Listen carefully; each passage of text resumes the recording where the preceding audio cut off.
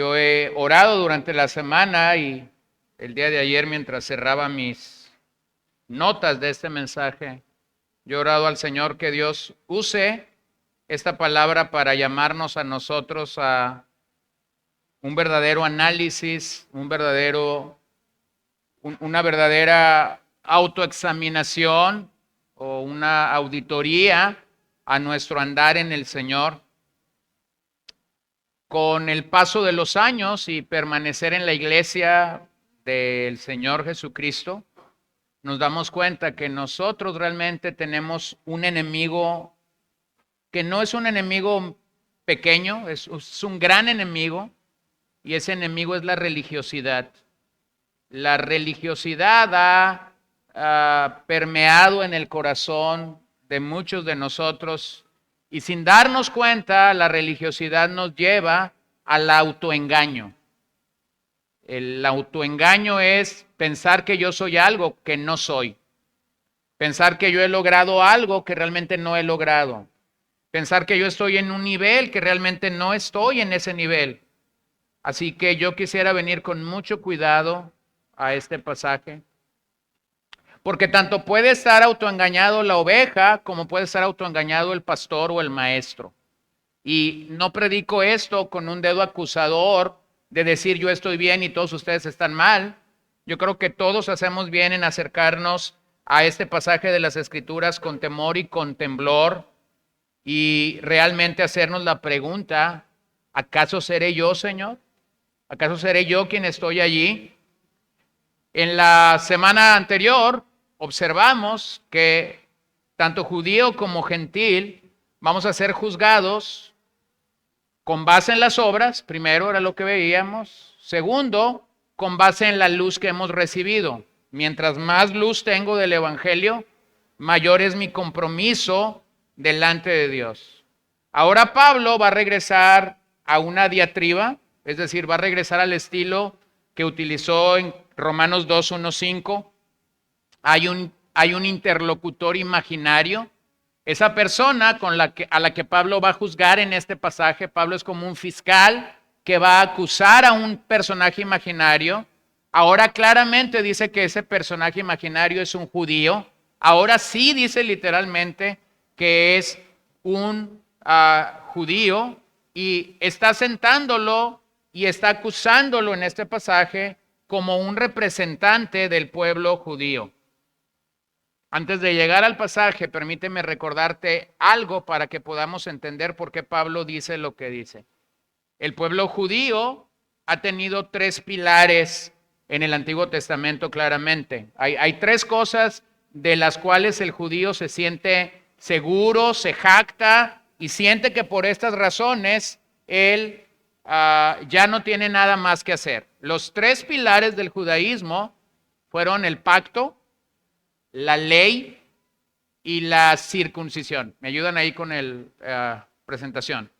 El pacto, la ley y la circuncisión. En otras palabras, Dios había entrado en pacto con una nación, la nación de Israel. Dios había elegido Israel para tratar con ella como su pueblo, como su nación. Dios no escogió Mesopotamia, Dios no escogió Arabia, Dios no escogió Turquía, Dios no escogió China, Dios no escogió México. Dios escogió Israel porque Él es soberano. ¿Qué había en Israel? Nada. Nada. No había nada especial en ellos, pero Dios quiso escoger a esta nación y tratar con esta nación. A esa nación le dio una ley, es decir, le dio mandatos, le dio estatutos, les dio decretos para que ellos pudieran vivir ordenadamente, sabiamente, correctamente, adecuadamente. Y a esa ley, a esa nación, le dio una señal visible para estar dentro de ese pacto, lo cual nosotros conocemos como la circuncisión.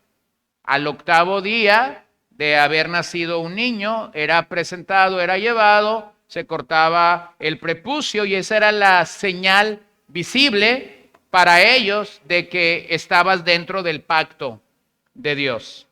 Entonces, este era su entendimiento de la vida. El judío que llevaba esto en la práctica, que creía ser el pueblo con el que Dios había pactado, escuchaba la ley todos los sábados en la sinagoga, había sido circuncidado al 8º día, enfrentaba la vida de una manera muy distinta a la nuestra. Enfrentaba la vida como con cierta inmunidad frente a la ira de Dios. ¿Lo ves? O sea, él caminaba por la vida diciendo, yo estoy bajo el pacto, yo estoy circuncidado, yo escucho la ley todos los sábados. No hay nada que nadie me puede hacer que me afecte. Yo ya estoy libre de la ira de Dios. Entonces voy a ilustrarte esto de una manera sencilla. Hace unos años, cuando estábamos en la pandemia y que una persona pasaba por COVID, gozaba de unos días de inmunidad. Y yo no sé tú cómo enfrentaste eso, pero ya no sé si la segunda o la tercera vez que me dio COVID. Pero yo acababa de pasar por COVID cuando estaba en una conferencia como con unos 400 hombres y todos andaban asustados con su tapabocas y yo andaba libre. Y todos me hacían la misma pregunta, ¿qué no tienes miedo de que te dé COVID? No, estoy inmune. Bueno, después supimos que de los 5 predicadores que habían venido a hablar en esa reunión, los 5 se fueron con COVID, los 5 regresaron a casa y a la vuelta de un par de días todos tenían COVID. Pero yo estaba caminando libremente en esa conferencia porque yo estaba inmune. Esa era la forma como los judíos enfrentaban la vida. Ellos pensaban que si estaban circuncidados, que si eran la nación de Israel, estaban bajo el pacto de Dios y escuchaban la ley, todo estaba bien con ellos. Entonces, esa era la manera como ellos enfrentaban la vida. Ellos creían que los gentiles, es decir, los que no estaban bajo la ley, los que no estaban circuncidados y los que no estaban bajo el pacto de Dios, merecían la ira de Dios, pero ellos no. Ahora voy a partir este mensaje en 2, el de hoy y el del próximo domingo, aunque realmente es un solo tema. Pero en ese nivel de superioridad, Pablo va a enfrentar 2 cosas aquí. Primero va a enfrentar el tema de la ley, versos 17 al 24, que es lo que nos va a atender el día de hoy. Y segundo, va a atender el tema de la circuncisión, versos 25 al 29, que será el próximo mensaje. Ahora yo te pregunto, el judío ponía su confianza en estas 3 cosas. ¿Dónde está tu confianza el día de hoy? ¿Dónde está tu confianza el día de hoy? Bueno, algunos pueden pensar, yo soy miembro de esta iglesia. Otros pueden pensar, yo sigo tal credo. Otros pueden decir, yo me sumo a la confesión de fe de tal o cual organización. Otros pueden decir, yo estoy bautizado. Otros pueden decir, yo tengo tantos años en el evangelio. Otros pudiéramos decir, yo tengo tantas décadas sirviendo al Señor. Escúchame bien lo que rápidamente te voy a decir. Todo esto es basura si tú no sigues fielmente a Cristo todos los días de tu vida. El judío tenía pacto, el judío tenía circuncisión, el judío tenía ley. Sin embargo, si una nación se mostró incrédula ante el mensaje de Jesucristo, fueron los judíos. Y entre esos judíos hubo precisamente un grupo que manifestó su incredulidad al máximo, los fariseos. De tal manera que hemos leído esta mañana que mientras los fariseos creían que ellos eran hijos de Abraham, realmente Jesús los está llamando, no, ustedes no son hijos de Abraham, ustedes son hijos del diablo. Porque si fuesen hijos de Abraham, las obras de Abraham hicieran, pero su comportamiento y su conducta realmente evidencian que ustedes siguen a su padre, el diablo. Leamos el texto, Romanos 2:17. Pero si tú, que llevas el nombre de judío y te apoyas en la ley, que te glorías en Dios y conoces su voluntad, que apruebas las cosas que son esenciales siendo instruido por la ley y te confías en que eres guía de los ciegos, luz de los que están en tinieblas, instructor de los necios, maestro de los faltos de madurez, que tienes en la ley la expresión misma del conocimiento y de la verdad. Tú, pues, que enseñas a otros, ¿no te enseñas a ti mismo? Tú que predicas que no se debe robar, ¿robas? Tú que dices que no se debe cometer adulterio, ¿adulteras? Tú que abominas a los ídolos, ¿saqueas templos? Tú que te jactas de la ley, violando la ley, deshonras a Dios, porque tal como está escrito, el nombre de Dios es blasfemado entre los gentiles por causa de vosotros. ¿Qué hace Pablo en este pasaje? Bueno, Pablo hace dos cosas. Pablo, por un lado, expone y demuele el pensamiento de superioridad judía.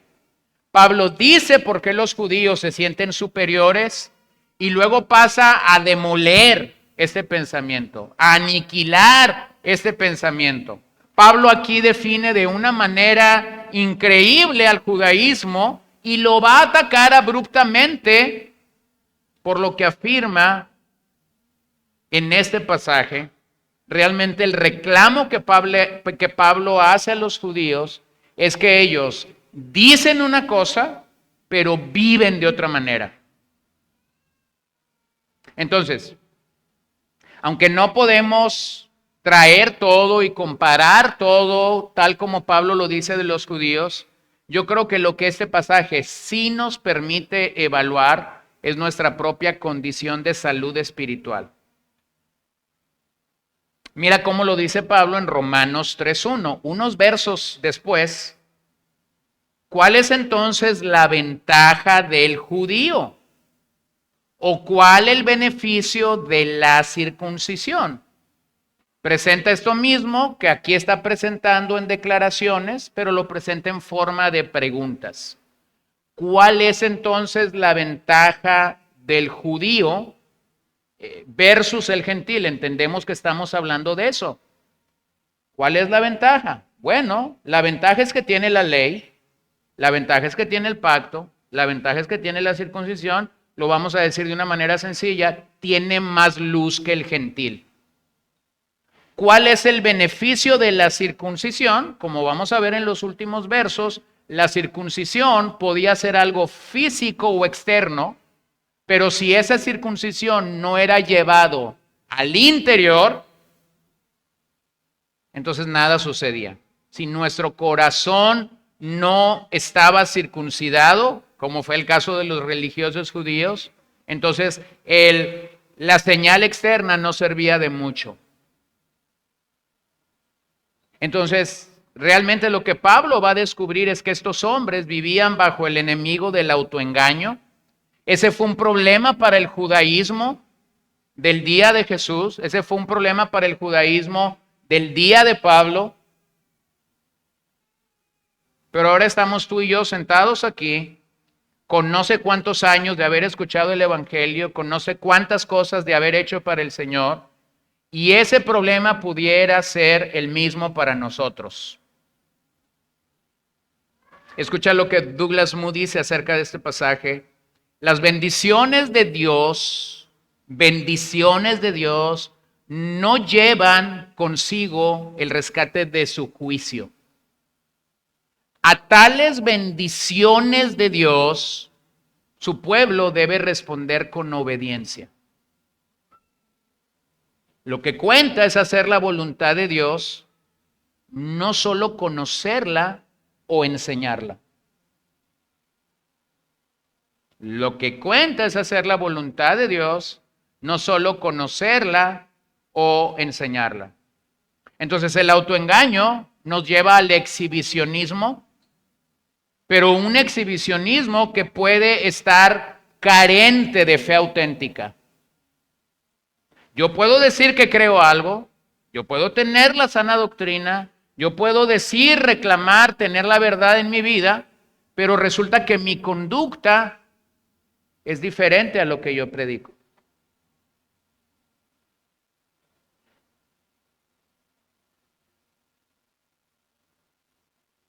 ¿Qué pensarías tú, por ejemplo, de un pastor o un predicador hablando en una reunión matrimonial, diciendo que el pastor debe ser marido de una sola mujer, pero resulta que él mismo está divorciado, su primera esposa vive, es decir, no es viuda, vive, pero está en un segundo matrimonio y viaja por toda América Latina predicándole a matrimonios. ¿Qué pensaría yo de él? Que él es un exhibicionista sin fe auténtica. Porque es fácil decir que el ministro debe de ser, de acuerdo a Tito 1 y 1 de Timoteo 3, marido de una sola mujer, pero él mismo está en su segundo matrimonio y su primer matrimonio se dio cuando él, o su primer divorcio se dio cuando él ya es un creyente. Bueno, eso me sirve simplemente como un ejemplo para poder ubicar dónde tú y yo podemos estar. Podemos decir cosas que posiblemente nuestra conducta lo va a reprobar. ¿Qué es eso? Es estar autoengañados. Es estar autoengañados. Pareciera ser que Pablo lo que está haciendo es recoger, es tomar, es hacer suyas las palabras de Jesús predicadas en el Sermón del Monte, Mateo 5, 21, 48, cuando Jesús arremete contra los fariseos y los acusa precisamente de ser exhibicionistas que carecen de una fe auténtica. Jesús mismo confrontó la falsa piedad de los fariseos y señaló las actitudes de su corazón. Jesús mismo en el Sermón del Monte da una descripción de la hipocresía en la que los fariseos de su día estaban viviendo y llegó después a señalar la mala interpretación de la ley que ellos habían hecho. Aunque Jesús no hubiera mencionado la palabra fariseo en ese Sermón del Monte, todos sus oyentes hubieran sabido a quién se refería o a quiénes se refería. ¿Por qué? Porque era notorio a la comunidad a la que Jesús estaba ministrando la conducta hipócrita o exhibicionista de los fariseos sin una fe auténtica. Ahora yo quisiera simplemente mencionar algo antes de entrar al pasaje. Pablo no es un antisemita, es decir, Pablo no es alguien que está en contra de los judíos, como algunos han señalado, pero sí es antihombre natural. Sí está yendo contra el problema que nosotros pudiéramos tener en nuestra conducta pecaminosa.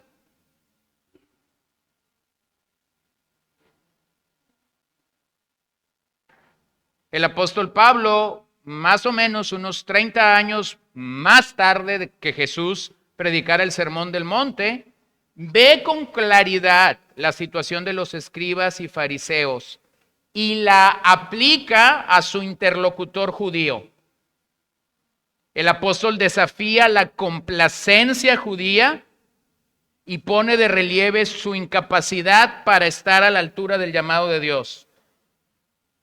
Ahora está por confrontar al judío que, de acuerdo a este pasaje, aprueba lo que la ley dice, enseña lo que la ley enseña, recomienda lo que la ley dice, pero no la obedece. No la obedece. Es como cuando yo estoy muy preparado o estoy muy listo para compartirle a alguien el evangelio. Y yo puedo compartirle a alguien el evangelio, pero resulta que a la mañana siguiente amanezco muy triste, al borde de la depresión. Y entonces es cuando estas personas vienen y nos dicen cómo se siente y nosotros tenemos que decirle, tu teología no está alcanzando a ser una teología práctica. O sea, puedes predicar a otros que se fortalezcan en el Señor, pero tú no te puedes predicar a ti mismo que te fortalezcas en el Señor. Puedes decirle a otras personas, corre a Cristo, pero tú no estás corriendo a Cristo. Entonces, nuestra teología o nuestro conocimiento de Dios debe ser aplicado prioritariamente, ¿a quién? A nosotros mismos. Entonces, cuando yo estoy triste, yo me tengo que recordar, el gozo del Señor es mi fortaleza. Cuando yo estoy cansado, yo me tengo que recordar, venid a mí todos los que están cansados y trabajados, que yo os haré descansar. Cuando yo no encuentro reposo para mi alma, entonces yo tengo que ir a la profundidad de los salmos y decir con los salmistas, en ti esperaré. Cuando yo no soy paciente, yo tengo que ir a la palabra y recoger estas perlas y decirme a mí mismo, pacientemente esperé en Jehová. Observa cómo fácilmente nosotros pudiéramos decirle a otra gente qué hacer, pero no nos lo decimos a nosotros mismos. Entonces Jesús ha visto eso en los fariseos, Pablo está viendo eso en la nación judía, y por esa razón es que en este pasaje lo que yo encuentro es 7 descripciones del autoengaño, 7 maneras que Pablo enfrentó al judaísmo o al judío en su momento, y que nos va a ayudar a ti y a mí para valorar nuestra vida cristiana esta mañana. Número 1, el judío tiene una identidad religiosa sin una realidad espiritual. Observa cómo Pablo dice en el 2:17a, pero si tú llevas el nombre judío, pero si tú llevas el nombre judío. Bueno, el nombre judío viene de la tribu de Judá o del reino de Judá. Primariamente a los miembros de la tribu de Judá o a la parte que se quedó fiel a la casa de David con capital en Jerusalén se les llamaba judíos. Esos judíos fueron llevados un día cautivos a Babilonia por 70 años y cuando ellos están regresando de la cautividad para restaurar la ciudad de Jerusalén, entonces fue el día en el que a la nación de Israel se le comenzó a llamar judíos de manera general. Nosotros llamamos judíos a los que ahora son miembros o representantes o nacidos dentro de la nación de Israel, pero en su momento preciso ese era un término para la tribu de Judá. Para la tribu de Judá. Después del cautiverio se llamó judío a todo el que era parte de esta nación. Pero escucha bien, la palabra Judá en el original significa alabanza. Entonces, era así como que judío, o dentro de la comunidad de los judíos, esa palabra sonaba como alabanza.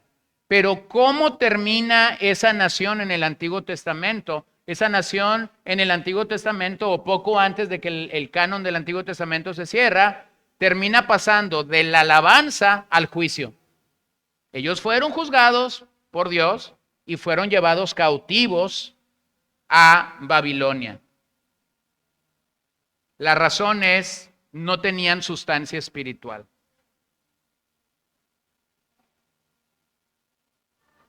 Yo he escuchado a un par de personas que están cerca del Evangelio, no en el Evangelio, pero están cerca del Evangelio.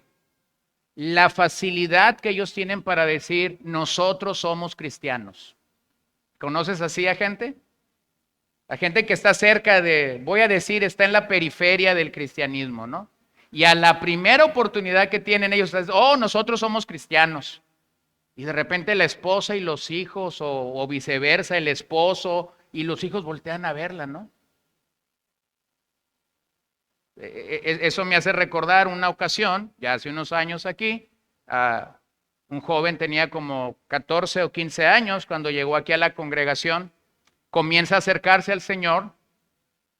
En el testimonio de este joven, su nuevo nacimiento fue así radical, nació y nació de a una. No hubo un proceso, fue de a una. Y entonces, cuando él comienza a venir a la iglesia, resulta que la mamá comienza a acompañarlo. Y la mamá había estado en la periferia del evangelio por muchos años. A los 2 o 3 domingos que comienza a venir con él, hay Santa Cena. Y cuando está la Santa Cena, la mamá pasa y él no, porque lógicamente no está bautizado. Y entonces cuando yo estoy más o menos por aquí dando la cena del Señor y la mamá está pasando, él dice, ¿y tú de dónde? Y mientras la mamá va caminando con el vasito y la galletita, dice, es que yo me bauticé hace como 16 años. Y el muchacho está diciendo, ¿y por qué yo acabo de conocer el del Evangelio? ¿Ven eso? O sea, hay gente como el judío que puede jactarse el día de hoy. El judío decía, yo soy judío. Posiblemente tú crees que eres cristiano. Había un pequeño libro de Luis Palau. Era una pregunta, ¿no? Simplemente, ¿eres cristiano, sí o no? Y entonces había una niñita aquí en la congregación ya hace muchos años. Íbamos viajando en una camioneta de mi papá, íbamos nosotros y iba esa familia. Y ella se subió con el librito y lo iba leyendo.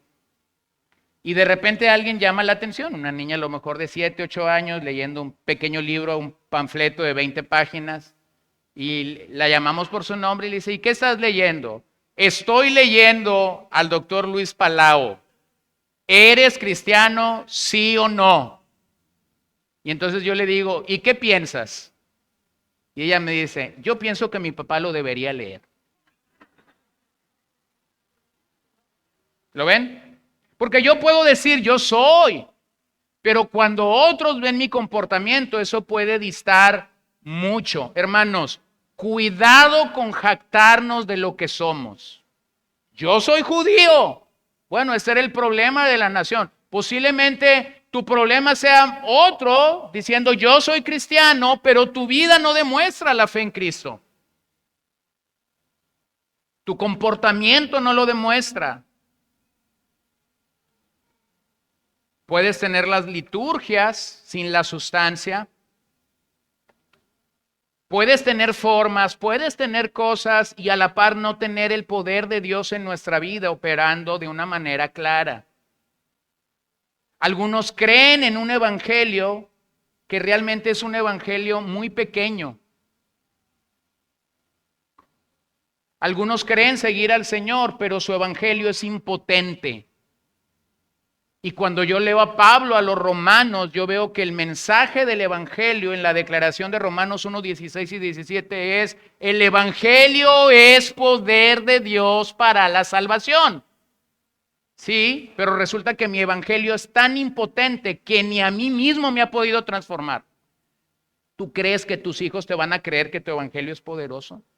¿Tú crees que tu esposo o tu esposa incrédula te van a creer que tu evangelio es poderoso? Vean la declaración de Pablo. El evangelio es poder de Dios para la salvación. Sí, pero nuestro evangelio puede llegar a ser tan impotente, tan pequeñito, que la gente cerca de nosotros puede no creernos que hemos recibido un evangelio que en verdad transforma. Número 2, una confianza falsa en conocimiento religioso. Una confianza falsa en conocimiento religioso. Observa lo que dice Pablo en el 2:17b, y te apoyas en la ley. Te apoyas en la ley. El segundo pilar que los judíos decían tener. La ley como estipulación llevó a Israel a ser cautivo de obedecer la ley. O sea, ellos sentían la necesidad de obedecer la ley, de cumplir los mandamientos. Por eso cuando el sermón del monte es explicado o es comentado por uno de los apóstoles, Santiago, el hermano de Jesús, cuando escribe su epístola, él dice algo a la comunidad judía que es interesante. Puedes buscar obedecer la ley, pero si incumples tan solo uno de los mandamientos, es igual a haber violado toda la ley. Toda la ley. Pablo está demostrando que aunque el judío quiere cumplir la ley de Dios para justificarse delante de Dios, no puede hacerlo. Entonces, dicha obsesión por la Torá, por la ley, descarriló al pueblo judío de aceptar a Jesús como el Mesías y de ver que la ley se cumplió a cabalidad en la cruz. El judío es definido aquí como alguien que sobreconfía en la ley, que pone su confianza en la ley, que espera en la ley, en una esperanza o en una fe desbordada. Y yo quisiera que simplemente pensáramos en las palabras que Miqueas, el profeta del Antiguo Testamento, dijo unos 600 años antes de que Pablo está escribiendo esto. Porque Miqueas nos permite reconocer el engaño en el que los judíos cayeron al pensar que serían librados del juicio de Dios. Miqueas 3:11. Sus jefes juzgan por soborno. Sus sacerdotes enseñan por precio. Sus profetas adivinan por dinero. Y se apoyan en el Señor diciendo, ¿no está el Señor en medio de nosotros? No vendrá sobre nosotros mal alguno. ¿Ven esa inmunidad que los judíos creían tener? ¿Ven esa seguridad falsa a pesar de que los hombres que debieron ser los líderes espirituales de la nación habían tergiversado sus llamamientos, sus ministerios y lo que ellos deberían de hacer? Pero esta seguridad falsa, no vendrá sobre nosotros mal alguno. La historia de la nación y su liderazgo entonces demuestra cómo ellos confiaron en el sistema mosaico, cómo ellos confiaron en su organización civil, cómo ellos confiaron en su organización religiosa, pero esto mismo les impidió ver al Mesías, ver al Salvador, creer en el Dios que había inspirado la ley. Entonces, ¿cuál fue el problema? Fueron idólatras de la ley, pero no siguieron, no confiaron en quien había revelado o mostrado la ley. El pueblo judío pecó irónicamente con esa misma ley. Y es que la ironía está al lado de nuestra falsa seguridad, de nuestro autoengaño. Ellos que confiaban y que seguían en esta ley, pecaron irónicamente delante de Dios con ley en mano, lo voy a decir así.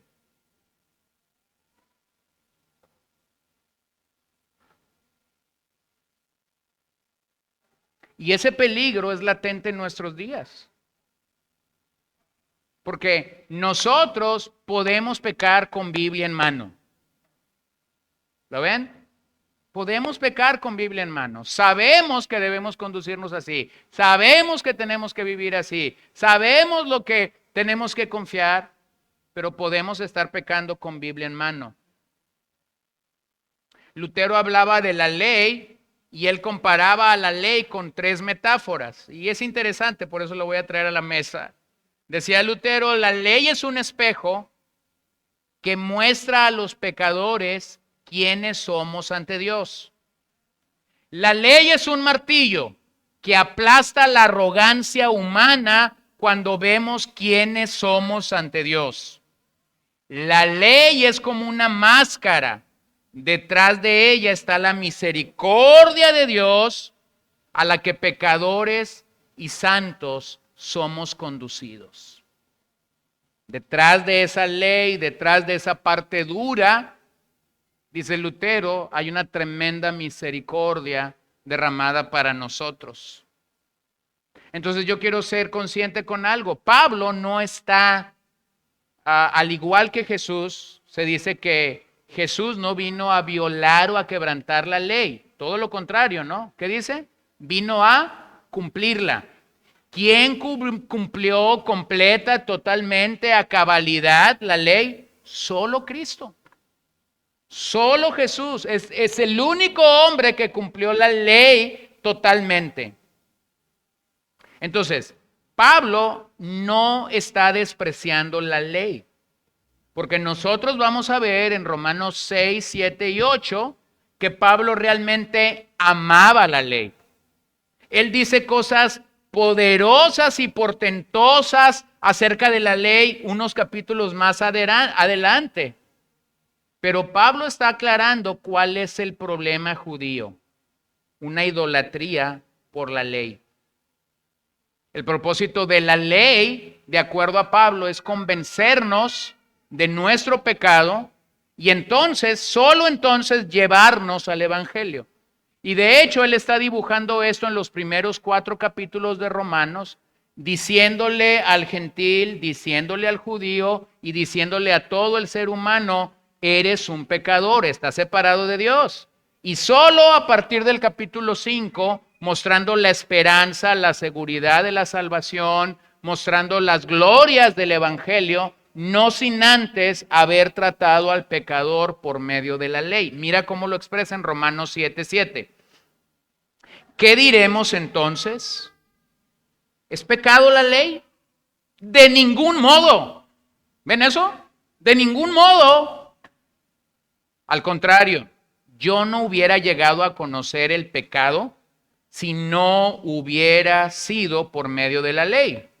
Porque yo no hubiera sabido lo que es la codicia si la ley no me hubiera dicho: no codiciarás. Pero el pecado, aprovechándose del mandamiento, produjo en mí toda clase de codicia. Porque aparte de la ley, el pecado está muerto. Pasaje muy interesante, porque por un lado Pablo está diciendo: yo me di cuenta que era codicioso porque la ley me lo dijo. Entonces yo no puedo despreciar la ley porque la ley me avisó que yo soy un pecador. Pero observa el verso 8, pero el pecado, ¿cuál pecado? Su pecado, su propia codicia, aprovechándose del mandamiento, produjo en mí toda codicia. Bueno, en la metáfora que he usado en las últimas semanas, el perro ladró cuando supo que era codicioso. Y Pablo no supo amarrarlo, porque el pecador es impotente para poder hacer esto sin la ayuda y sin la gracia de Dios. Entonces, la falsa confianza judía puede verse manifestada en el cristianismo. Esa falsa confianza que ellos tuvieron en la ley puede verse manifestada en el cristianismo.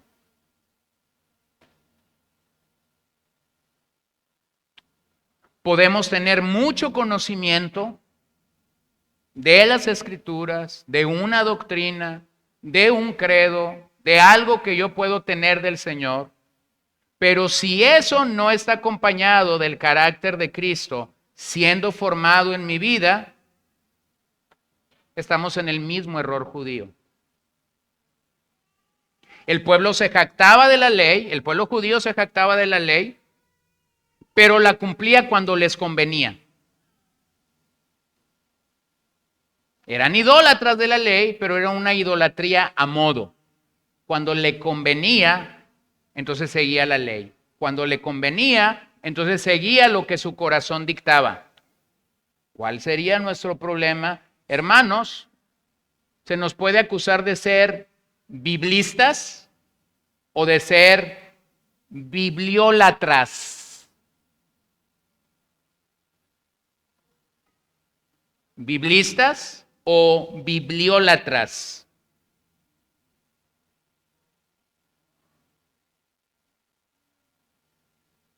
¿Qué es eso? Que yo pudiera tener la idea, sigo la Biblia, pero la interpreto a modo. Yo pudiera decir, soy muy apegado a la Biblia porque leo 40 capítulos diarios, sí, pero no los entiendes y vives como quieres. Y haces colache. Ustedes entienden esto de colache, ¿no?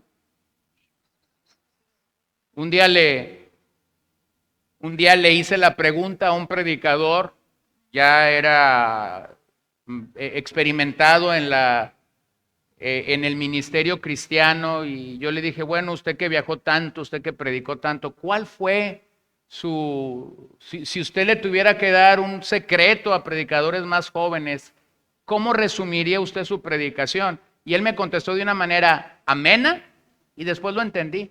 Colache, me dijo, colache.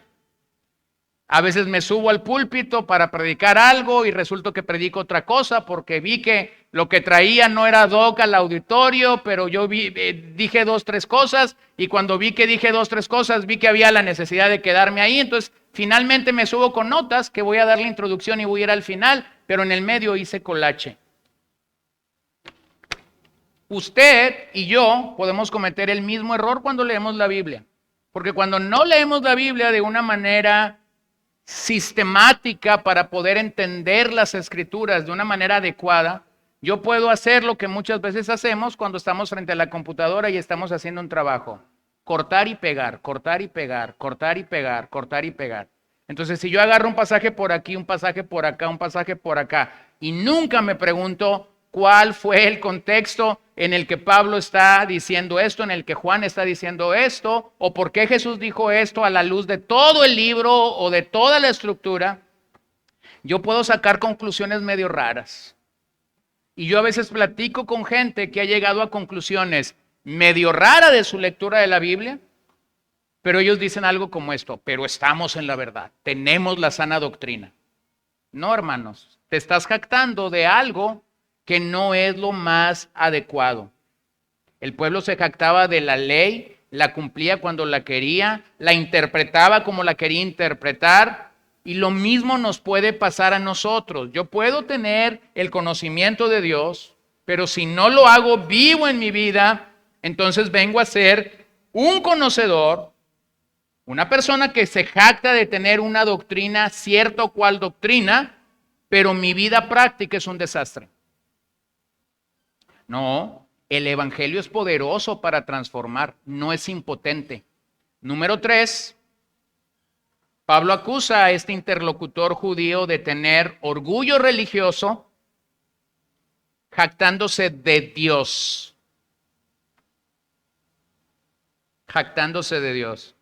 Dice Romanos 2:17c, que te glorías en Dios. Que te glorías en Dios. Entonces yo creo que Pablo está diciéndonos algo muy serio. Hay un peligro en alardear de nuestra relación con Dios. Hay un peligro en alardear de nuestra oración con Dios.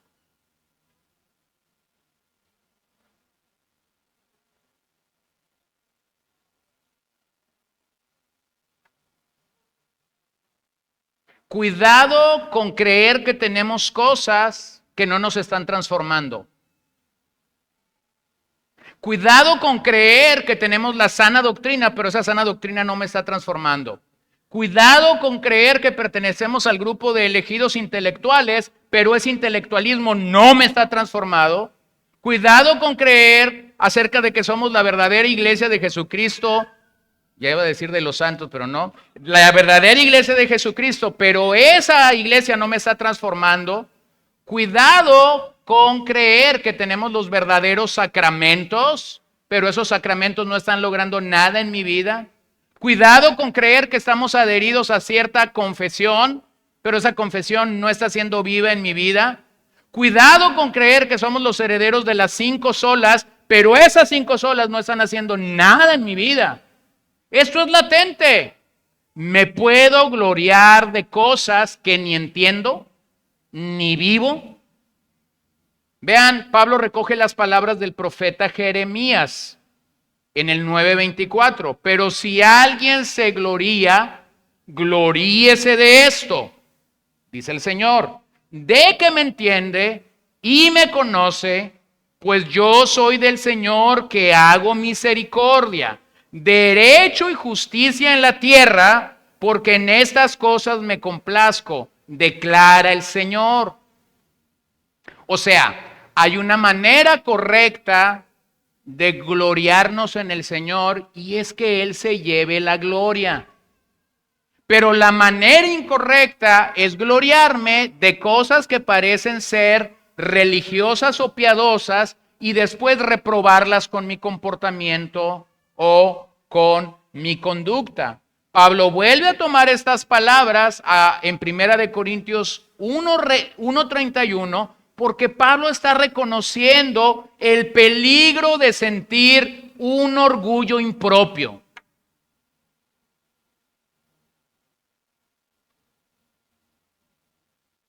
No sé si alguna vez alguien te ha pedido oración por algo.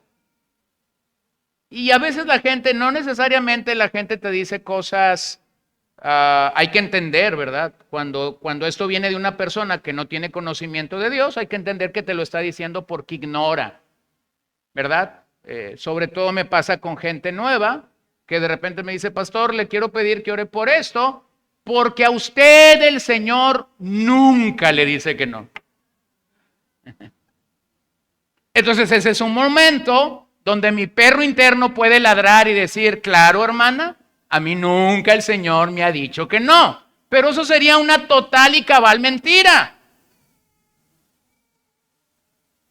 ¿Lo ven? ¿A cuántos el Señor nos ha dicho que no cuando oramos?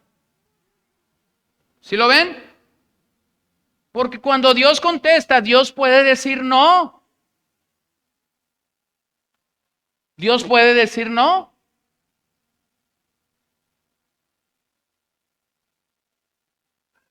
Entonces, a veces nos gloriamos de cosas que si nosotros mismos somos coherentes con lo que Dios está haciendo en nuestras vidas, no tendríamos por qué gloriarnos. O posiblemente alguna vez alguien te ha dicho, ay, qué bonito matrimonio tienes. ¿Cómo nos gustaría a mí y a mi esposo tener una relación tan linda como la que ustedes tienen? Ya si los maridos cruzan miradas, ya. Son de carne y hueso como tú, ni creas que son angelicales. ¿Quieres conocer la relación? Pregúntale a los hijos. Ellos son los testigos de primera fila. ¿Sí lo ven? Pero entonces son como un momento para decir, pues es que yo soy muy humilde. Este matrimonio se ha sostenido porque soy muy humilde. ¿De qué te vas a gloriar? Si ya estás diciendo que eres humilde, ya estás diciendo que eres orgulloso. Porque el humilde no tiene que decir que es humilde. Lo que está comunicando es su orgullo. Entonces el orgullo religioso nos puede llevar a creer que somos mejores que los demás. Y eso en el cristianismo es tan tristemente visto, latente. ¿Qué nos puede dar orgullo? Cosas, hermanos, que son vanas, cosas que son pasajeras. Nos jactamos de que tomamos tal curso, nos jactamos de que leímos tal libro, nos jactamos de que nuestra biblioteca es más grande, nos jactamos de experiencias espirituales, nos jactamos de nuestros años de conocer al Señor o de servir al Señor. Nos jactamos de tonterías y pensamos que eso nos hace ver mejores o mayores cristianos que otros. Es como cuando el que va llegando a Cristo y tiene esta emoción, tiene esta idea de confiar en el Señor y está este otro hermanito detrás de él diciendo, se le va a pasar, yo ya tengo 40 años en esto. Estás comunicando verdaderamente tu orgullo y tenemos que cuidarnos. Número 4, educado pero no iluminado, iluminado pero no inspirado. Dice Pablo ahí en el 18a, y conoce su voluntad. Sí, pero la voluntad de Dios es algo que no solamente se debe conocer, la voluntad de Dios es algo que verdaderamente debería ser aplicado a nuestras vidas.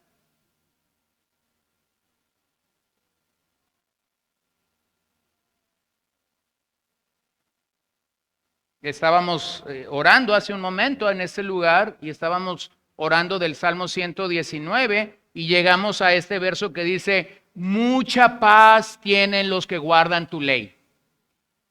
Mucha paz tienen los que guardan tu ley. Entonces, no sé cómo es la dinámica en tu hogar, pero de repente cuando llega una noticia que pareciera ser espeluznante, ¿hay a quien se le pudieran parar los pelos? ¿Hay quien pudiera comenzar a comerse las uñas o a rascarse la cabeza? Y de repente está uno tranquilo ahí. Mucha paz tienen los que guardan tu ley. Dios tiene control. Y ves los contrastes por una sola cosa. Porque cuando conocemos la voluntad de Dios y estamos dispuestos a obedecerla, es diferente a simplemente conocer la voluntad de Dios por conocerla. La instrucción bíblica es poderosísima. Exponernos a la palabra de Dios, leer las Sagradas Escrituras, es poderosísimo. Pero de nada nos servirá si simplemente la oímos. Como dijo Santiago, es como el hombre que se para frente al espejo, se ve y después de que se ve, se va. De nada te sirve.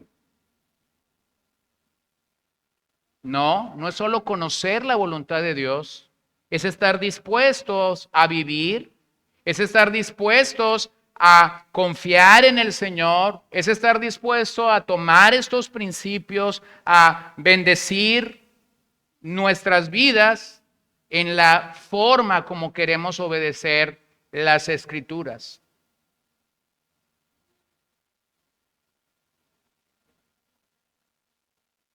Estaba el lunes pasado compartiendo con el grupo de pastores con el que nos reunimos una vez al mes.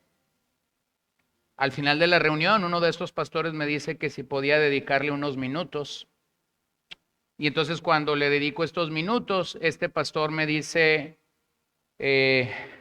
vengo sintiendo la necesidad por parte de Dios de predicar en mi iglesia expositivamente, de hacerlo como lo estás haciendo, tomar libros completos, explicar los libros completos. Yo he estado predicando de una manera salteada esto, tomando porciones de cierto libro y predicándolo, pero no he tomado un libro. Y entonces la pregunta era, por un lado, ¿qué consejo me pudieras dar? Y por otro lado, ¿qué libro pudiera ser como más fácil para poder empezar a hacer esto? Bueno, entonces le dije, yo ahora estoy predicando Romanos, pero me ha tomado 20 años de predicar expositivamente llegar a Romanos.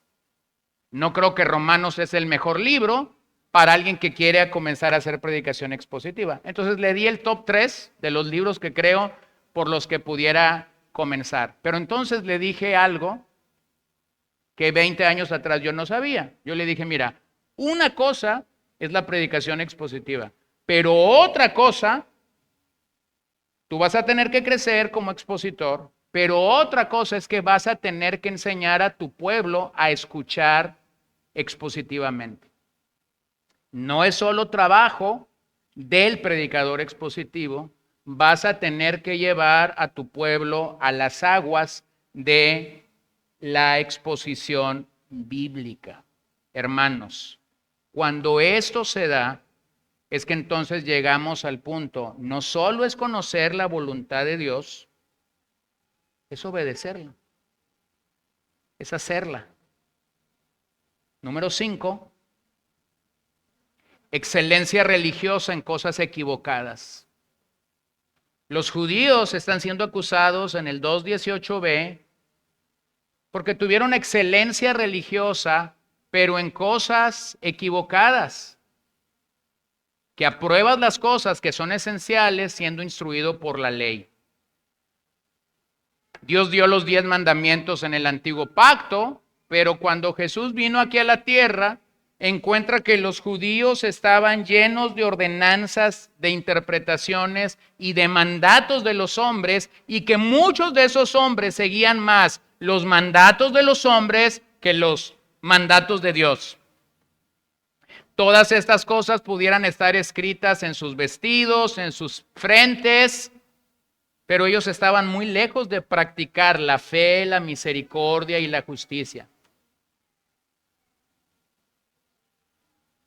Podemos ser tan excelentes en áreas importantes de la vida y a la par no ser excelente en aquello que verdaderamente Dios demanda.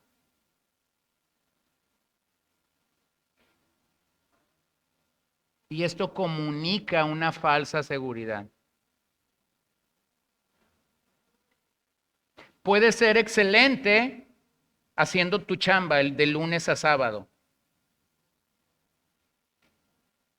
Recibes un bono mensual por puntualidad. El único lugar que eres impuntual es el domingo cuando se trata de adorar a Dios. Eso dice mucho de una persona. ¿Lo ven? La fiesta va a ser a las 8, 15 para las 8 estoy afuera de la fiesta.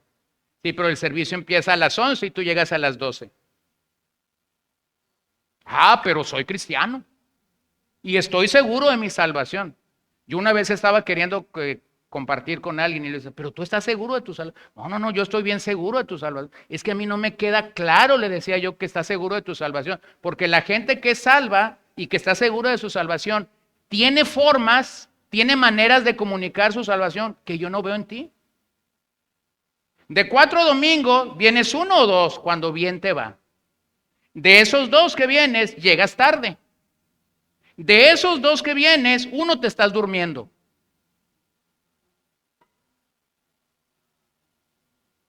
Y la respuesta obtenida es, no, pastor, es que usted es muy religioso. Porque yo sé que el Señor me salvó, me perdonó, me limpió y que un día voy a llegar al cielo. Ojalá que cuando llegues al cielo, llegues a tiempo. Seas puntual para llegar al cielo. Entonces, puedes tener excelencia en cosas que son vanas. ¿Lo ves? Puedes tener excelencia.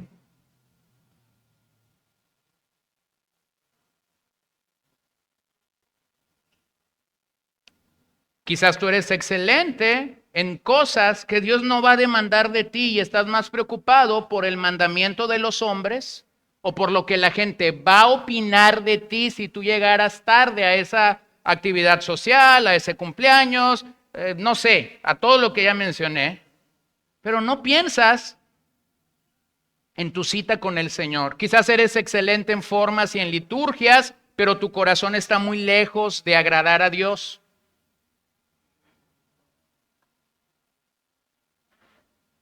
Podemos levantar nuestras manos, podemos aplaudir, podemos dar de nuestras finanzas para la obra del Señor, podemos tratar de ministrar a otros, pero quiero simplemente aclarar y decirte algo. Dios conoce nuestro corazón y a Dios no lo puedes engañar. Y a Dios no lo puedo engañar yo. Entonces, cuidado con colocar tu excelencia en cosas que Dios no está demandando. Hermanos, es sencillo. Pregúntatelo a ti mismo honesta y sinceramente. Sé sincero contigo mismo.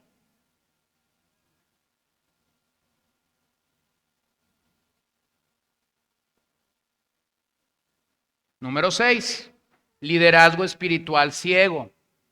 Los fariseos realmente estaban ciegos. Los judíos realmente estaban ciegos. Mira el verso 19 y el 20. Y te confías en que eres guía de los ciegos, luz de los que están en tiniebla, instructor de los necios, maestro de los faltos, de madurez, que tienes en la ley la expresión misma del conocimiento y de la verdad. ¿Cuál era la vocación de Israel? De acuerdo al Antiguo Testamento, la vocación de Israel era ser luz a todas las naciones. Luz a todas las naciones. La vocación de Israel era bendecir a todas las familias de la tierra. ¿Se acuerdan de la promesa de Abraham? En ti serán benditas todas las familias de la tierra. Pero ellos tuvieron las bendiciones de Dios, las bendiciones que Dios quiso compartir con ellos y no las compartieron con otras naciones. Debieron ser los instructores religiosos de todo el mundo, pero ellos se convirtieron en la Interpol y en la FBI para juzgar a todo el mundo en vez de instruirlos con la verdad.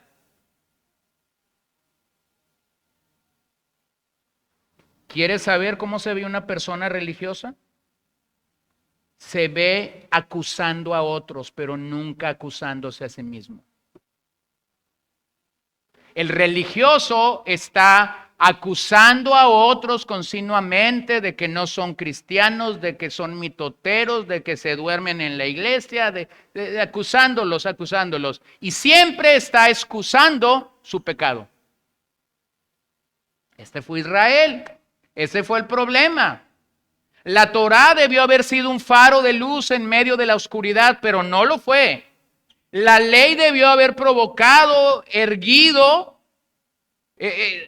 haberse erguido como la verdadera justicia en medio de un mundo injusto, pero no lo fue.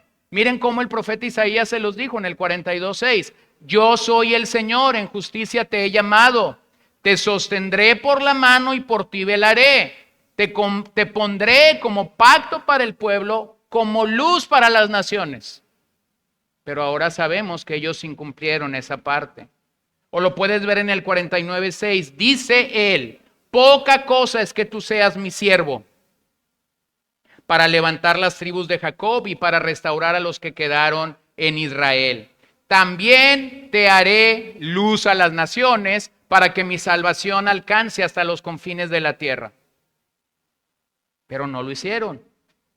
Y dice Pablo, ustedes debieron haber instruido a los necios y guiar a los infantes, pero no lo hicieron. Y ahí la expresión instruir necios y guiar a los infantes pudiera ser una referencia a cómo los judíos guiaban prosélitos al judaísmo. Guiaban gente que sentía admiración por la ley, que sentía respeto por la ley, los hacían prosélitos del judaísmo. Entonces ellos deberían haber sido enseñados con la luz y la verdad de la ley. Sin embargo, en vez de hacerlo, el reclamo de Jesús es: ustedes escondieron las llaves del conocimiento. En otras palabras, no instruyeron adecuadamente a otras naciones para que vinieran al Señor. Debemos cuidarnos de ser amantes del libro en el que encontramos ciencia y verdad, pero que esto solo se nos vuelva letra de la ley y no del Espíritu, o que se nos vuelva la forma de la justicia, pero no de una justicia que viene por fe. Número 7, forma externa sin formación interna. Y creo que posiblemente el cierre del mensaje es lo que Pablo está apuntando más rudamente aquí. Vean versos 21 al 24. Tú, pues, que enseñas a otro, ¿no te enseñas a ti mismo? Tú que predicas que no se debe robar, ¿robas? Tú que dices que no se debe cometer adulterio, ¿adulteras? Tú que abominas a los ídolos, ¿saqueas templos? Tú que te jactas de la ley, violando la ley, deshonras a Dios, porque tal como está escrito, el nombre de Dios es blasfemado entre los gentiles por causa de ustedes. Observe el énfasis en estos últimos versos, tú, dice Pablo. Eso nos habla de una realidad. Debemos aplicarnos lo que se nos enseña. Yo debo aplicar lo que otros enseñan. Yo debo aplicar lo que yo mismo enseño. Y tú debes aplicar lo que otros te enseñan. Si no, rápidamente, cuando yo no aplico la verdad que recibo, rápidamente llegaré a la inconsistencia, llegaré a la arrogancia, llegaré al orgullo espiritual o llegaré a la hipocresía. Así que este cierre de Pablo nos debe llamar al entendimiento de que a mayor luz de la Biblia, más responsables somos frente al autor de la Biblia. Observe que las preguntas que tenemos aquí, todas son retóricas y todas contrastan o confrontan el conocimiento con la práctica. el conocimiento con la práctica. Estas preguntas cuestionan si acaso tú y yo somos culpables, al igual de los judíos, de los pecados que condenamos en otros. Estas preguntas buscan que el oponente, que el interlocutor imaginario de Pablo, pero esta mañana somos nosotros. Y lo que estas preguntas buscan es que realmente nosotros podamos responder un sí o un no de lo más profundo de nuestra alma. De lo más profundo de nuestra alma. Yo debo asegurarme de que todos entendemos aquí que los privilegios conllevan grandes responsabilidades. El privilegio que Israel tuvo como nación de tener un pacto, de tener la ley, de tener la circuncisión, los responsabilizaban de algo frente a Dios. Pero me temo que eso no ha cambiado en nuestros días por una razón. Tú y yo tenemos más luz que los judíos. Y eso nos hace responsables frente a Dios. Pablo señala aquí que estas responsabilidades se incumplieron. Ellos fueron confrontados con enseñar algo y no hacerlo. Los 3 pecados que aquí Pablo está expresando son tomados de un catálogo. Pudo haber más, pudo haber menos, pero Pablo toma estos 3: robo, adulterio y sacrilegio. Esto no es un argumento contra toda la nación. Eso no significa que Pablo está acusando a toda la nación de ser adúlteros, a toda la nación de ser ladrones o a toda la nación de ser sacrílegos. Pero está expresando estos 3 pecados porque busca señalar que de lo que ellos sí son culpables es de haber incumplido los 10 mandamientos en algún sentido, en algún aspecto.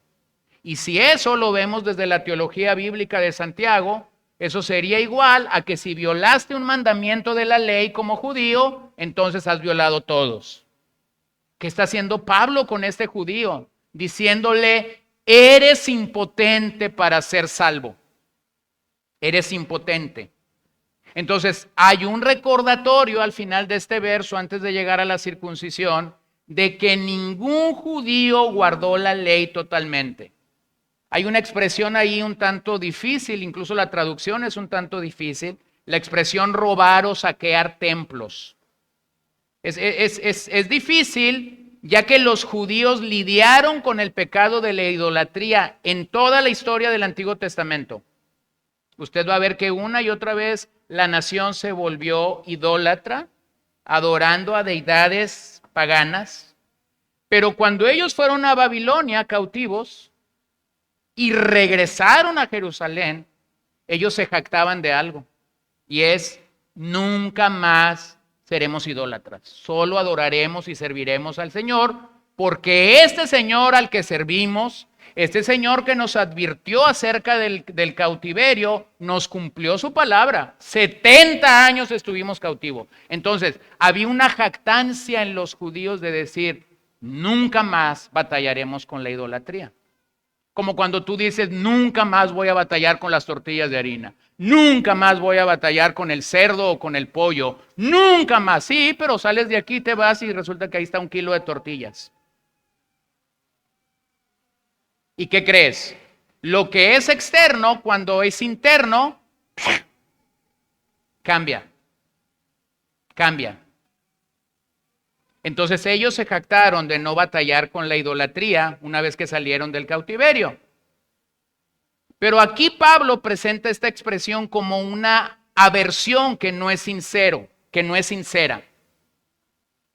La expresión saquear templos, ahí hay 3 posibilidades y yo concuerdo con varios eruditos en la posibilidad que voy a mencionar. Voy a omitir las otras 2, pero yo creo que lo que Pablo está tratando de decirnos con esta idea de saquear templos es que era común la práctica de que cuando un templo pagano era saqueado, entonces los ídolos de oro, de plata o de bronce eran vendidos y se podía obtener una ganancia económica. Entonces ellos decían, nunca más vamos a batallar con los ídolos. Sí, pero venían y alguien le decía, te vendemos esta imagen de oro por $10 y eso es muy barato, porque realmente el costo son 100, pero te lo vamos a dar a $10. Y estos judíos decían, véngase para acá. ¿Qué es eso? Hipocresía. No me voy a hincar ante ningún ídolo, nomás no me voy a hincar, pero lo voy a fundir. Entonces Pablo dice, ustedes realmente han saqueado templo. ¿Por qué eso no estaba bien visto? Escucha lo que Deuteronomio 7:25 dice. Quemarás a fuego las esculturas de sus dioses, no codiciarás la plata ni el oro que las recubren, ni lo tomarás para ti, no sea que por ello caigas en un lazo, porque es abominación al Señor tu Dios. ¿Es qué? Abominación. No traerás cosa abominable a tu casa, pues serás anatema como ella. Ciertamente le aborrecerás y la abominarás, pues es anatema. ¿Lo ven? No, es que es algo interno.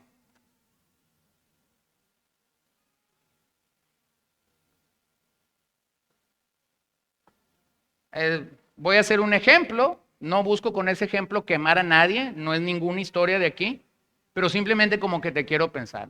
Te invitan a un bautismo y tú dices, no, no voy al bautismo, no, líbreme el Señor de pecar. Y estás ahí muy, pero, y no fuiste. Pero resulta que en la tarde te llega la que te invitó y te dice, oye, pues no fuiste, aquí te traigo 15 tamales. Gloria a Dios, la provisión de la cena. ¡Hipócrita! Es la mismo. No seas hipócrita. ¿Te los vas a comer? ¿Sí me entiendes? Y Pablo está diciendo aquí lo mismo. Es la misma situación. Yo creo que esto está mal. Sí, no. Estás violando la ley. Es lo que dice Pablo.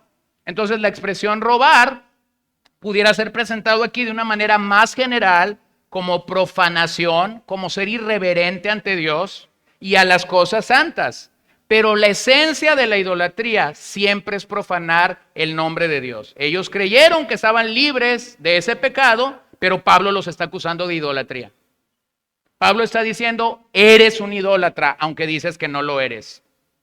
Charles Hodge dice, profesas una gran reverencia hacia Dios al evitar la idolatría, y sin embargo, con otros aspectos, eres culpable de mayor irreverencia delante de Dios. Entonces, ¿qué está diciendo Pablo? Los privilegios pueden convertirse en un serio problema si Cristo no está en el centro. Si Cristo no está en el centro, los privilegios pueden convertirse en un grande problema.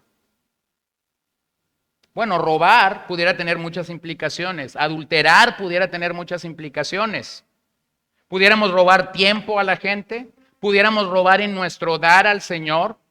Hermanos, de acuerdo a lo que usted cree, de acuerdo a lo que usted afirma en su corazón, cuando Pablo habla de las ofrendas, por ejemplo, a los Corintios dice, cada uno dé como propuso en su corazón proporcionalmente. Pero cuando yo doy para el Señor y mi dar al Señor no es proporcional, yo estoy robando al Señor. Lo voy a explicar en bolitas, en palitos o en puntitos. Si tú ganas miles, si tú ganas cientos de miles, pero resulta que a la hora de dar al Señor das centavos, tú estás robando. Yo estoy robando. ¿Por qué? Porque yo no estoy dando de una manera proporcional. Entonces ni siquiera yo puedo decir que estoy dando ofrenda al Señor, porque eso no llega ni a limosna. Pero como traemos a un buen católico romano dentro de nosotros,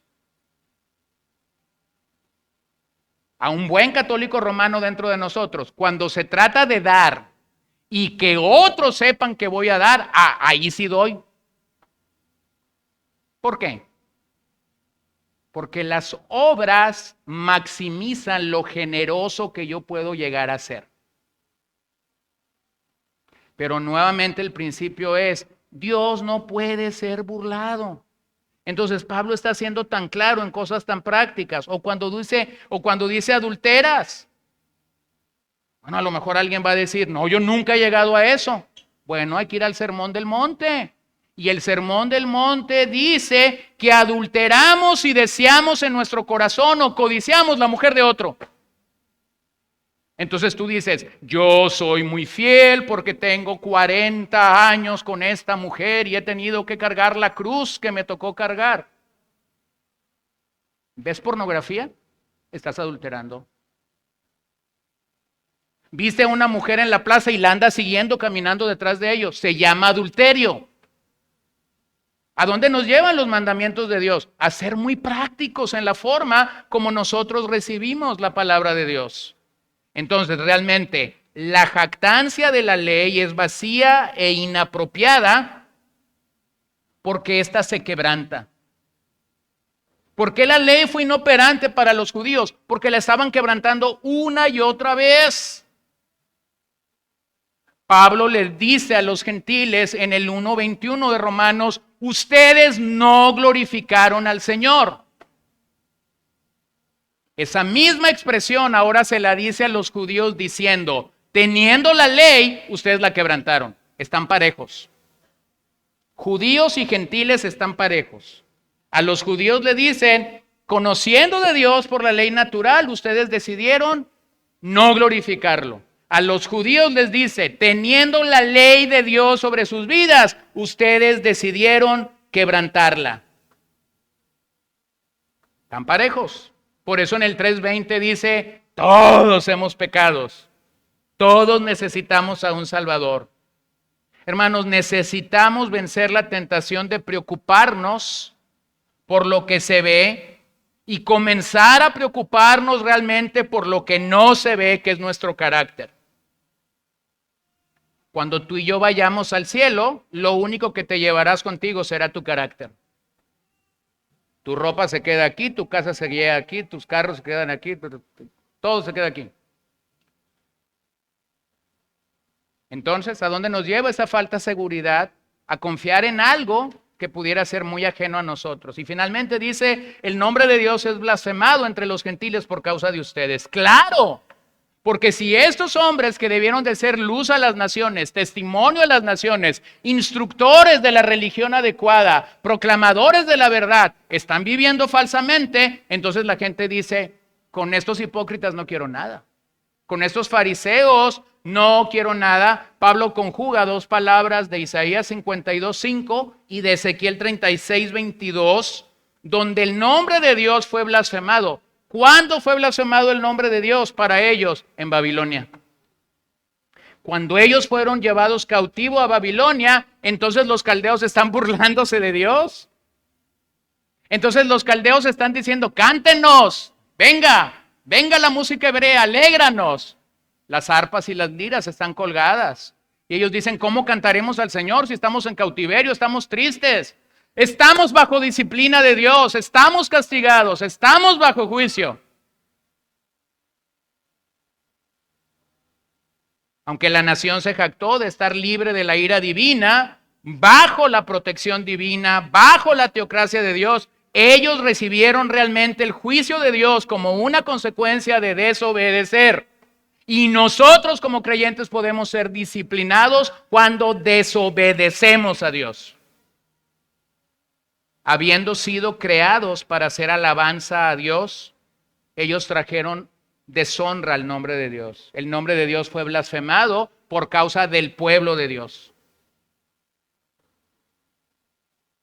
Quisiera que al terminar este mensaje te preguntes a ti mismo y yo mismo, ¿acaso el nombre de Dios ha sido blasfemado por causa mía?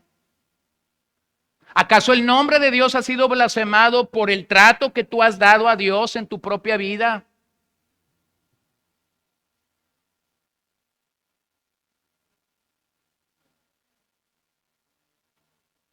Los que no son parte de una iglesia se justifican diciendo que nosotros somos hipócritas.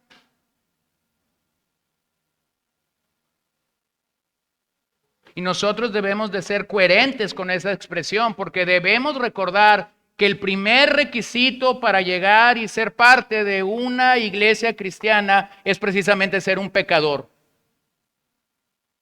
Pecadores salvos constituimos la iglesia del Señor Jesucristo. Alguien ha dicho que cuando alguien dice, ese lugar está lleno de hipócritas, tu respuesta rápida puede decir, es cierto, y tenemos un banco o una silla desocupada para que tú te unas a nosotros el próximo domingo. Lo que nos califica para estar dentro de una congregación es que somos pecadores. Pecadores que han sido salvos, pecadores que han recibido el favor de Dios, la gracia, la misericordia, la benevolencia. Me encanta cuando R.C. Sproul hablaba de los fariseos y él decía, los maestros del disfraz, con una forma de piedad que en realidad no poseían. Y queridos hermanos, nosotros podemos convertirnos en maestros del disfraz. Sabemos cuándo poner cara de justo, sabemos cuándo poner cara de piadoso, sabemos cuándo poner cara de evangelista. Mira, véalo de una manera muy sencilla. Tú estás hablando con alguien y de repente alguien dice, vamos a orar. ¿Podrías dirigir la oración? Querido Salvador. ¿Y esa voz de dónde salió? De tu perro religioso que traes adentro. Amado y buen Señor Jesucristo. Y tú dices, ah, caray, está en la adolescencia o qué, que le cambió la voz. No podemos ser naturales. No podemos adorar al Señor como lo hacemos en casa o como lo hacemos en el día a día.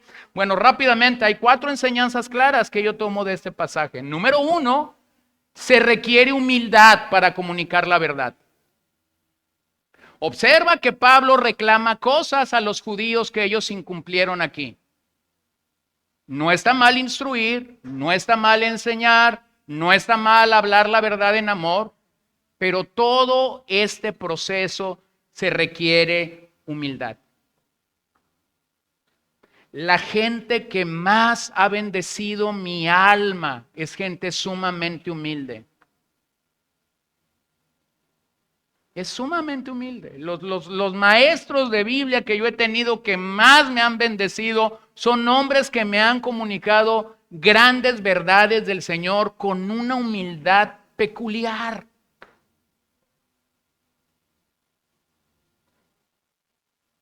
Número 2, debemos adorar al autor de la Biblia y no ser idólatras de la palabra. Al que mucho se le da, mucho también se le demandará. Entonces, adora al autor de la Biblia, pero no creas tener algo en ti y no aplicarlo. No creas jactarte de tener algo que no realmente no lo tienes. Número 3, el pecado es peligroso, ya que puede usar los mandamientos de Dios para despertarnos a la desobediencia.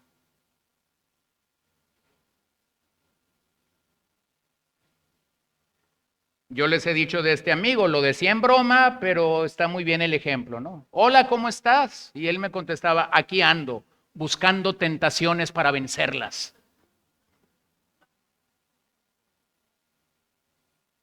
Y a veces así somos. Estamos con la idea de que la gracia es una licencia para pecar y no nos damos cuenta que la gracia es todo lo contrario. La gracia nos fortalece y nos sustenta para no pecar. ¿Lo ven? Número 4, nuestra confianza debe estar totalmente en Cristo. No en las obras, no en el servicio, no en privilegios, no en conocimiento, no en intelectualismo, aunque debemos recordar que nuestra fe no está sola, nuestra fe debe estar acompañada de fruto espiritual. Y termino leyéndote lo que Pablo le dijo a Timoteo al final de su ministerio acerca de los tiempos que él enfrentaría. Son llamados tiempos peligrosos. Y Pablo le dice esto después de haber enumerado una serie de eventos y de situaciones. Pablo dice, teniendo apariencia de piedad, pero habiendo negado su poder, a los tales evita. ¿Teniendo qué?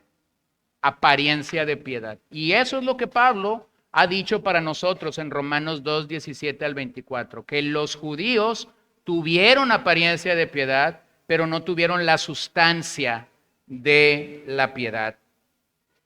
Hermanos, atendamos el mensaje que Pablo dejó aquí registrado para los judíos y registrado para nosotros los cristianos en el siglo XXI.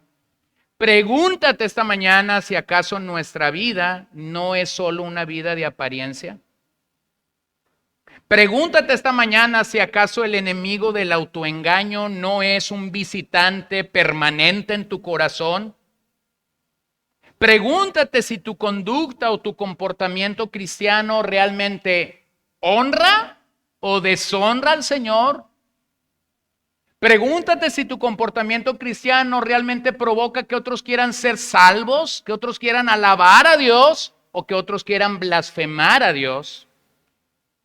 Examina tu corazón, preséntate ante Dios y pídele que te muestre tu corazón y lo que hay en él.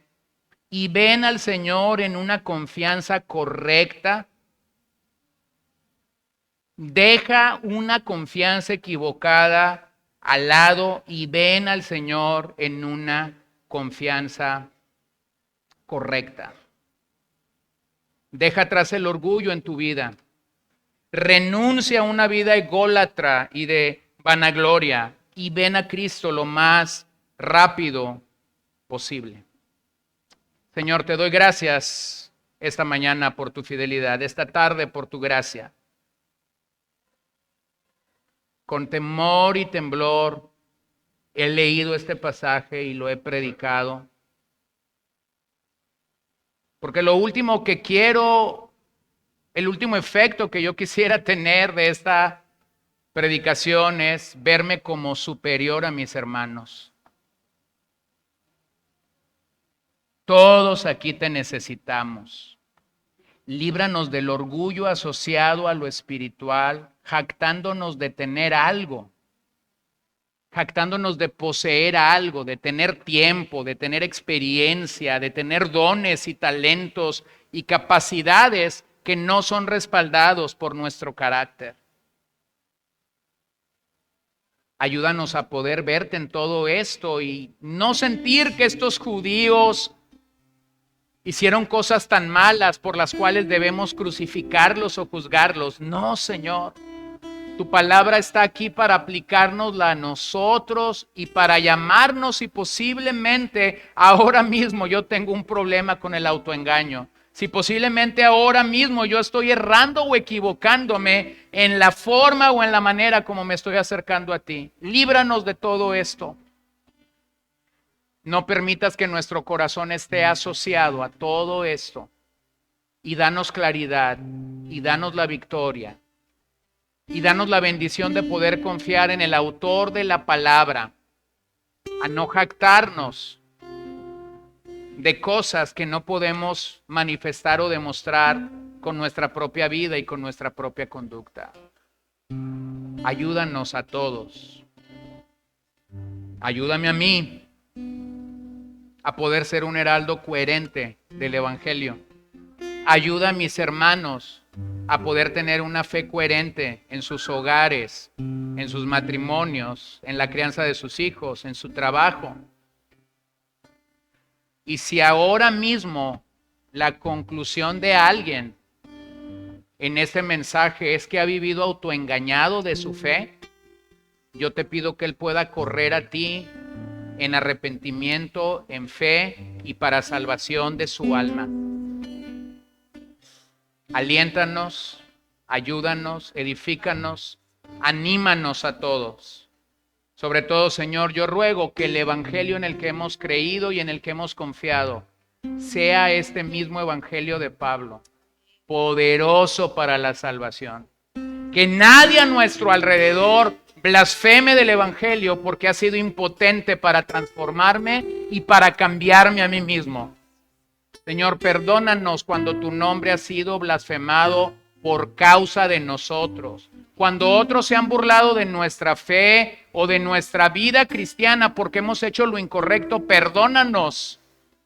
Señor, que no traigamos agravio al nombre de Cristo, que no traigamos vituperio al nombre de Cristo, sino que cuando la gente vea nuestra vida y nuestra conducta, pueda decir: quiero glorificar a este Dios, quiero alabar a este Dios, quiero más de este Dios. Señor, sea tu nombre alabado y glorificado por siempre y para siempre. Amén.